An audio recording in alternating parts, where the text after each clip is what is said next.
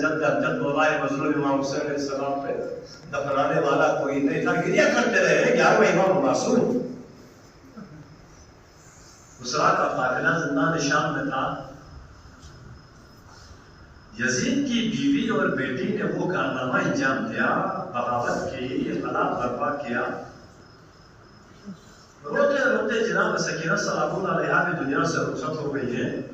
زندان شام کے کونے میں ان کا مقبرہ پڑا ہوا تھا۔ اب یزید مجبور ہوا قافلے کو آزاد کرنے کے لیے، ایلچی کو بھیجا امام زین العابدین علیہ السلام کی خدمت میں کہ مبارک کو ہم آپ کو آزاد کر رہے ہیں، آپ کو چھوڑ رہے ہیں۔ اب پہلے کی طرح حکم نامے جاری کرنے کے بجائے اب تقاضے اور فریادوں پہ اتر آیا کہ نہ کوئی حکم ہو۔ امام زین العابدین علیہ السلام کہتے ہیں کہ کربلا کے بعد حسین اور عباس بن کے ہم سب کو سہارا دے کے یہاں تک لے کے آئی ہے، تو میری پھوپھی زینب سلام اللہ علیہا، میں اپنے پھوپھی سے مشورہ کروں گا وہ کیا حکم دیتی ہے۔ جناب زینب سلام اللہ علیہا سے امام زین العابدین علیہ السلام نے مشورہ کیا۔ جناب زینب سلام اللہ علیہا فرماتی ہیں 2 شرائط ہیں بیٹا ان کو بتانا۔ پہلی شرط تو یہ ہے کہ کربلا میں بھی ہمیں رونے نہیں دیا گیا شام غریبہ کو، اور جب ہماری سکینہ ہم سے رخصت ہوئی زندان کے اندر ہمیں رونے نہیں دیا گیا۔ ہم 3 دن تک زندان کے اندر ماتمداری کریں گے، ماتم کریں گے، مجلس آزاد برپا کریں گے۔ دوسری شرط ان کو یہ بتانا بیٹا زین العابدین شام غریبہ کے وقت جو تبرکات ہمارے لوٹے گئے ہیں نا وہ ہمیں واپس کر دیں۔ مقدس تبرکات ہے، میری اماں فاطمہ زہرا کے ہاتھوں کے بنے ہوئے وہ تبرکات لوٹے گئے ہیں وہ ہمیں واپس کر دیں۔ دونوں شرائط منظور ہو گئی۔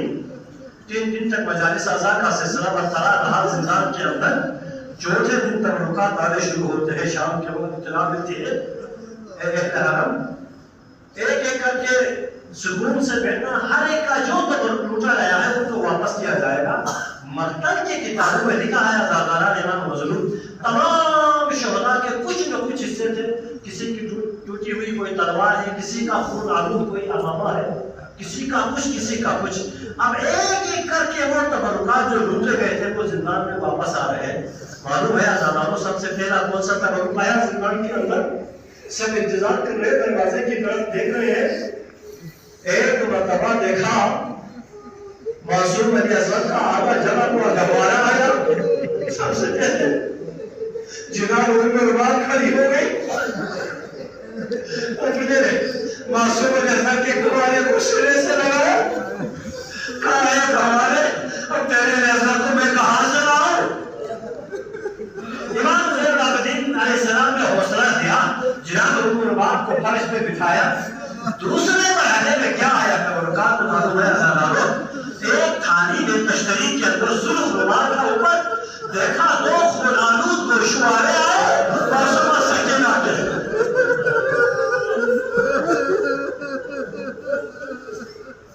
پھر کھڑی ہوتی ہے جناب عمر کھڑے ہو کے گوشوارے کو شروع کر دیا۔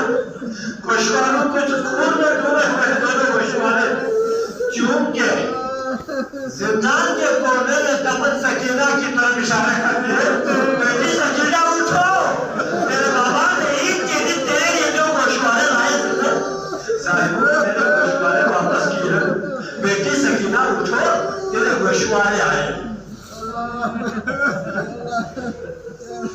مسارس کا نامہ زادارہ امام مظلوم ایک مرتبہ نوجوان علی اکبر کا خون آلود امامہ آیا، پھر کسی کا کوئی کرتا آیا، پھر کسی کا امامہ آیا۔ ایک مرتبہ کہا کہ اب آخری نشانی آ رہی ہے شام غریبہ میں جو لوٹے ہوئے تبرکات تھے ان کی۔ امام زین العابدین علیہ السلام سمجھ گئے، تمام زندان میں موجود لوگوں سے کہا مرد و خواتین بچوں سے کھڑے ہو جاؤ، اب ایک ایسا تبرک آ رہا ہے سب پہ احترام واجب ہے،